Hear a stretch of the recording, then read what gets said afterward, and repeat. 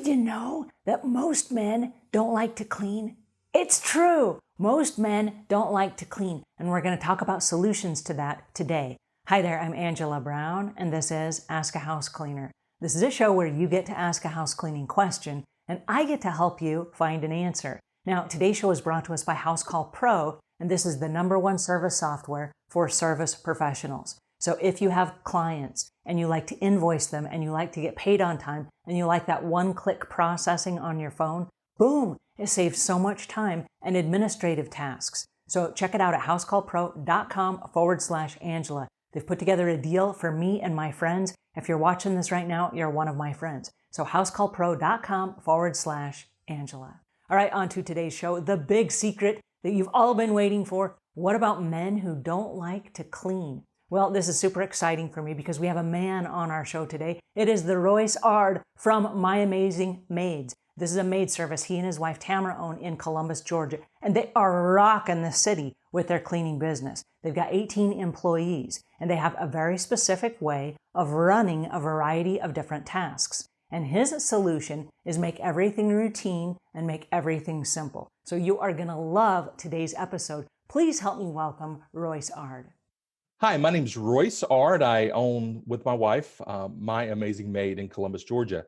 And glad to be here today to talk about topics, helpful hints for men that don't like to clean. And I am the perfect person to talk about this because, as everyone in my family would tell you, I qualify 100%. So we've got some great tips and just ways to make your life easier for those guys that are out there that don't even know where to start.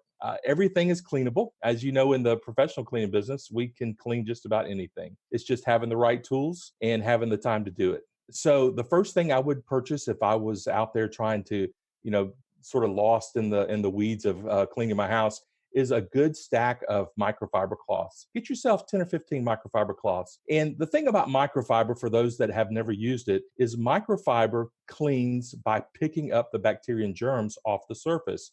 So when you have microfiber, the nice thing is you don't have to have a lot of heavy duty cleaning chemicals. So that takes me to the next tool that I would have, and that is a good general cleanser.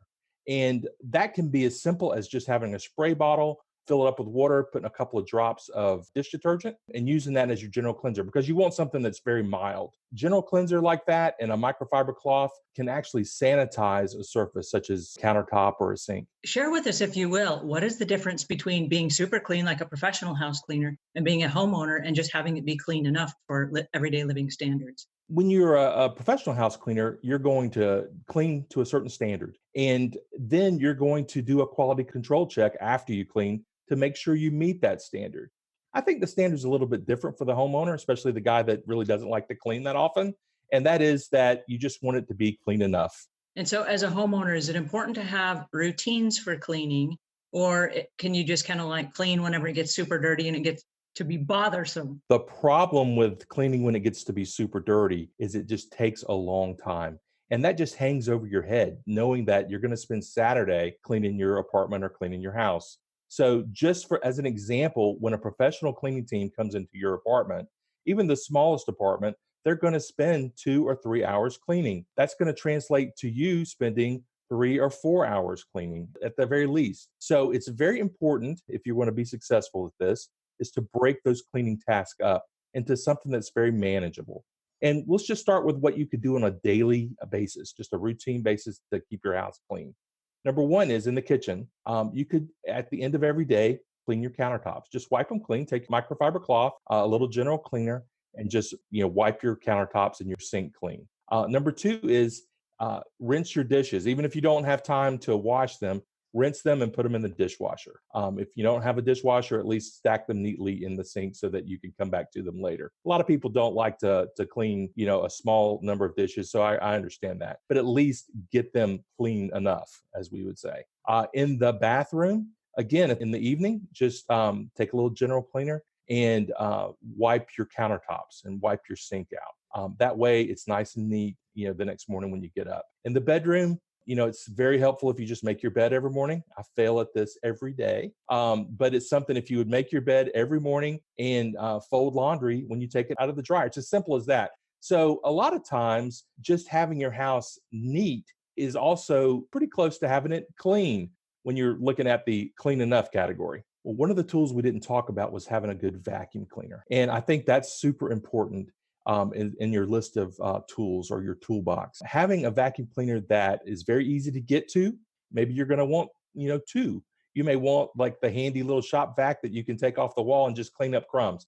Now, you could do this with a cloth. It's just not going to be as simple as taking the little vacuum that plugs into the wall and just vacuuming something up. But speaking of vacuums, you're going to need a good vacuum. And I like to use a canister vacuum. And the reason for that is it fits in a small space, so it's very easy to pack away. The other thing is you can buy a vacuum that fits the type of flooring materials that you use. So, or that you have in the house. So if you just have hard surfaces, that is not as expensive of a vacuum as one that has a plush carpet that needs a really powerful cleaning head. The other piece to it, and this is where the value comes in, is with a canister, you can take the wand, take the cleaning head off, just put a little furry attachment on it, and you can use it to dust through your house. Another thing that professional cleaners do that a lot of people don't know about is the way that they clean hair off of surfaces like a countertop or a sink. If the surface is dry, you can just use your vacuum and just whip that right up and not have to fight it with a cloth and a wet cloth, which ends up just pushing the hair around.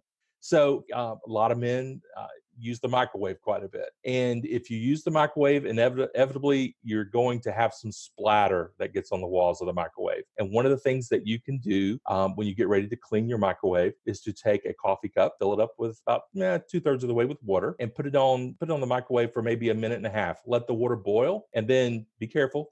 The cup's going to be hot. Take the cup out, and you'll find that then you can just wipe clean all of the splatter that was in the microwave. Men are reluctant if they don't like to clean. They are reluctant to clean a pot or a pan after they made lasagna for the evening and now there's baked on cheese. And another tip is you can take that pot or pan and fill it up with water and put a dryer sheet in it. Leave it in there for about an hour, and then you can pour it out and you can just wipe it clean. It's magic. It really is. It's pretty cool. The next thing that I would talk about is floors. My number one tip for eliminating dirt and on your floors is to take your shoes off when you enter the house. Sort of adopt a shoes off policy. You'd be very surprised and stunned at what you track into your house. So eliminating that dirt makes it a lot easier to clean. And then secondly, if you have the money and the inclination, purchase one of the little robotic vacuums. They do a good job. They've been out now for 20 years. So they do a nice job, and it gets into the good enough category. And then lastly, the bathroom. Guys don't like to clean toilets. I understand it, but you can make that job a lot easier. People of a certain age, like myself, I can remember at our house, our water was blue when you went to the bathroom. And it's because my mom had stuck an automatic toilet bowl cleaner onto the side of the toilet. And this just dispenses chemicals every time you flush. It's like a cake of soap that's been stuck on the side.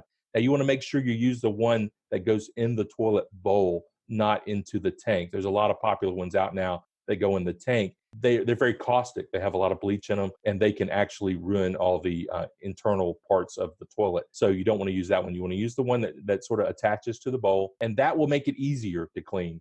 And then one of the things that we do, one of our tricks is we hate taking a toilet brush from house to house. A lot of professional cleaners do it.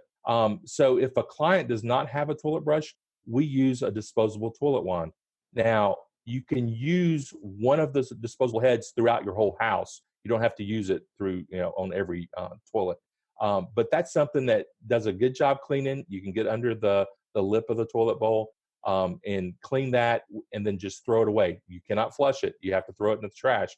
But it's something that is a lot less painful for guys that don't like to clean. There's two products I want to talk to you about that I think they will be in your toolbox.